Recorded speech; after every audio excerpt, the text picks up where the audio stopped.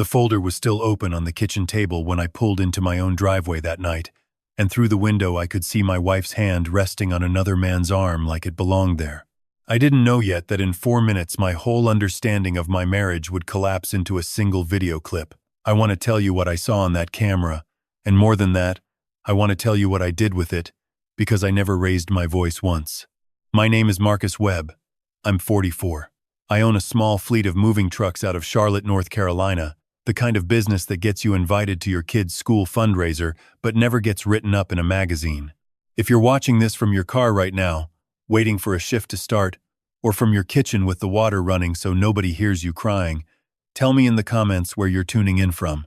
And if you believe that quiet loyalty deserves to win over quiet betrayal, hit that like button before we go any further, because you're going to want to remember how you felt at the start of this once you get to the end. I have to take you back first, though. Not far. Just far enough that you understand why a woman named Delores Ferris calling my phone that Tuesday afternoon meant more to me than almost anyone else's voice could have. Delores had kept our books and managed our office for 11 years. She started the same spring my son Caleb was born, back when Webb Transport operated out of a single rented garage on Freedom Drive with 2 trucks and a fax machine that never worked right. She wasn't just an employee who filed invoices. She was the one who noticed our biggest client was 2 months behind before anyone else caught it. The one who drove 40 minutes on a Sunday to bring my mother soup when she was recovering from her knee surgery because she'd heard me mention it once in passing and never forgot. She kept a small blue notepad in her desk drawer where she wrote down every password, every account number, every detail she thought I might need someday, in case I was ever the one who forgot. Nobody told her to do that. She just did it. She always left my coffee mug turned handle out on the counter before she left for the day, so I wouldn't fumble for it in the morning half asleep. It was such a small thing. I didn't understand yet how much that small, steady habit would end up meaning to me. My flaw, and I'll say it straight, because there's no use dressing it up, is that I trust people the way most people trust a light switch. I flip it, and I expect it to work, and I never once check the wiring. I signed contracts my lawyer told me to slow down on. I gave my business partner access to accounts he never should have had. I figured if someone said they had my back, that settled it. Case closed. No further questions asked. That Tuesday, I'd just come from dropping my father-in-law at Charlotte Douglas after a 2-week visit. My wife, Renata, had stayed home, said her knee was acting up, and the walking would be too much for her. I didn't push on it. I never pushed on much. I was on Billy Graham Parkway doing 62 and a 65 when Delores called. Her voice didn't sound like her usual calm self. There was a crack running straight down the middle of it. "Marcus," she said, "don't go home yet. Please look at your cameras first." I asked her what was wrong. She wouldn't say. Just, "Please, check the cameras." And then the line went dead. I pulled off into a gas station on South Tryon, hands not entirely steady, and opened the security app.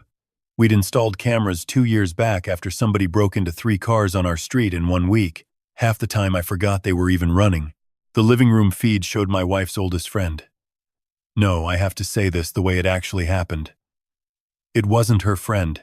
It was Trevor Doss, my closest friend since we ran cross-country together at UNC Charlotte. The man who stood up at my wedding and read a poem about loyalty outlasting good weather, word for word, because he'd written it himself the night before and been too nervous to memorize it. Trevor was sitting at my kitchen table. Renata was across from him. Between them was a folder, my folder, the black one I kept our business insurance and property deed copies locked in a drawer in my home office. I turned the volume up. The audio was thin, but I caught enough. I heard Trevor say the word signature twice. I heard Renata laugh, not a warm laugh, a short, flat one, and say, "He won't even notice until it's already done." I sat in that parking lot for almost 10 minutes without moving. That was the mistake they made, assuming I'd never look. I want to be honest about something. I didn't explode. I didn't drive home and slam the door open. Something in me went very still, the way water goes still right before it freezes, not after. I called Delores back. She picked up on the first ring, like she'd been holding the phone the whole time. "How long has this been going on?" I asked her. "I don't know for certain, Marcus," she said. Then quieter. "Somebody in that house needed to be honest with you. You've paid me on time for 11 years. Even the month your dad passed and you forgot almost everything else. I couldn't just watch this happen to you. If you have ever had someone say something so simple it knocks the wind out of you completely, you already know what that moment felt like for me. I didn't cry. I just sat there breathing. I didn't go home that night. I texted Renata that I was staying near the airport, too worn out to drive the rest of the way, which wasn't a lie exactly, just not the whole shape of the truth. I checked into a Hampton Inn off Woodlawn Road, sat on the edge of the bed, and read through everything Delores had photographed from that little blue notepad. Dates, times, a phrase she'd overheard about a quitclaim, a mention of shifting 40% of the company's ownership into something called a holding trust before, in Trevor's words, he gets any smarter about it. Honestly, if that were me hearing that for the first time out loud instead of reading it off a screen, I don't know if I could have kept my hands from shaking the way they did. Here's what I didn't do. I didn't confront them that night. I didn't call my lawyer screaming into the phone. I sat with it. I let myself feel exactly how much it hurt, because pretending it didn't would have made me a fool twice over, once for missing it, and once for rushing past it before I understood what I was even looking at.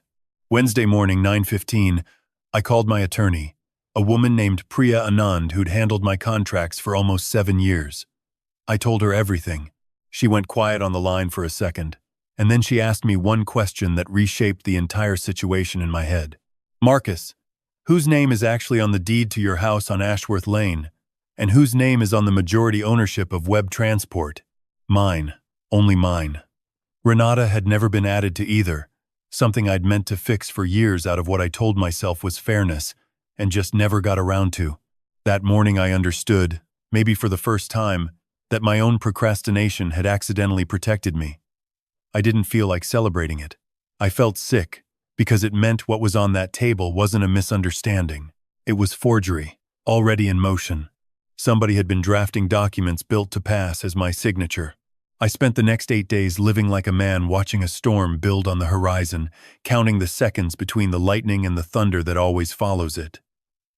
I didn't let on that I knew anything. I came home like always. I kissed Renata on the cheek, like always. I watched her flip her phone face down the second I walked into a room, something I used to explain away without a second thought, and now saw with completely different eyes. If you've ever loved someone and started noticing, all at once, every small thing you used to forgive without thinking you already understand exactly what those 8 days felt like for me. Trevor came by twice that week, both times when he assumed I was still at the yard, except I wasn't. I was parked 2 streets over in my own truck, watching his car pull into my driveway on the camera feed, my jaw so tight it ached by the end of the day. Priya worked fast and quiet. On day 3, she confirmed the notary stamp on one of the draft documents belonged to an office that had lost its license 6 months earlier for exactly this kind of thing. On day 5, she found a second account opened under Renata's maiden name, 3 small transfers already sitting inside it. Nothing enormous yet, just enough to make it look, on paper, like an account that had existed for years. Here's where I want to slow this down, because this is the part that mattered most, and I think it deserves to be told slowly, the way it actually happened to me, not the way a highlight reel would tell it. On day 7, I sat across from Priya in her office on South Boulevard, the blinds half open, dust floating in a strip of afternoon light between us. She had the documents laid out in front of her, corner to corner, like a doctor laying out test results before telling you something you already suspect but haven't said out loud yet. I remember the sound of the air conditioning cycling on. I remember a phone ringing in the office next door 3 times, then stopping. I remember thinking, very clearly, that whatever I decided in the next hour would decide the shape of the rest of my life, and that no one in that room was going to make the decision for me. You have options, Priya said. But you have to choose which version of yourself you want to be on the other side of this. I didn't answer right away. I thought about Dolores's blue notepad. I thought about the dish towel my mother used to fold a certain way before she passed, corner tucked under corner, and how Delores did the exact same thing with the kitchen rag at the shop without ever being told to. I thought about Caleb, 11 years old, asleep in his room 3 miles away. No idea that his whole world was quietly being rearranged around him while he slept. I didn't do any of what came next to punish Renata. I want to be clear about that, because it would be easy to tell this story as revenge, And it wasn't, not really. I did it because I finally understood that what was mine needed to belong, on paper, to people who had actually earned it. I moved quietly. I restructured web transport into a family trust, but not the family Renata and Trevor were expecting. I named Caleb as primary beneficiary, with a clean, ironclad clause locking out any transfer without his direct consent once he turned 25, managed until then by Priya as trustee. I sold the house on Ashworth Lane outright to a buyer Priya found through a colleague, at fair market value. No drama, no listing agent calling around asking questions. And with part of the proceeds, I did something I'd been meaning to do for years, and never had I set up a fully funded standing account in Delores Ferris's name, along with a letter making clear that whatever happened to my marriage, her job and her home would never depend on either of us again. The missed calls started on day 8. Renata noticed the Ashworth Lane listing had gone up under a different name. 11 missed calls that afternoon. By evening, 29. Trevor called twice, though I didn't recognize the third number until Priya told me he'd started using his mother's old flip phone to try to reach me. By the next morning, 38 missed calls between the two of them. She had no idea yet how much had already moved, but she was about to. Friday evening, 7:20, I finally answered. I told her to come to the house alone. She did. Trevor's car wasn't in the driveway that time. She walked in already talking, already building a story about how I was overreacting, about how the folder on the table had nothing to do with what I thought it did. I set the bank records on the counter first, then the notary suspension letter, then the trust documents with Caleb's name on them, already filed, already final. I didn't raise my voice once through any of it. My voice didn't need to rise. I want you to picture this the way it actually happened, slowly, because it happened slowly for me too. The kitchen light was the yellow kind, the one that makes everything look a little warmer than it is. Renata's hand was flat on the counter, fingers spread, like she needed something solid underneath her. Outside, a neighbor's dog barked twice, and then went quiet. I remember the refrigerator humming. I remember how long the silence stretched after she picked up the first page, longer than any silence I'd sat through in 18 years of marriage. Her face did something I had never seen it do before. Not anger exactly. More like watching a building's foundation give out while the roof was still trying to hold its shape. "You had no right," she said. "I had every right," I said. "It's my name on all of it. It always was." She asked, quieter now, if there was any way back from this. I told her the honest truth. I told her I wasn't interested in punishing her forever, but I also wasn't interested in pretending the last 8 days hadn't happened. The house would be sold. The business was protected in a way neither she nor Trevor could touch. Whatever the two of them decided to do next, they'd be doing it without access to anything that used to be mine. She left that night. I heard later, through people who still talk to both of us, that Trevor's own business took a hit not long after. Turns out forged documents draw exactly the kind of attention you never want, even when the intended victim decides, out of what was left of 20 years of friendship, not to press charges. I never lifted a finger to make that happen. I never needed to. I still live in Charlotte, in a smaller place now, closer to Caleb's school. Delores still runs the office 3 days a week, though these days it feels less like an employer and an employee, and more like two people who trust each other completely, which is rarer than it should be. She still leaves my coffee mug turned handle out on the counter. Every time I see it, I think about that phone call on Billy Graham Parkway that started all of this.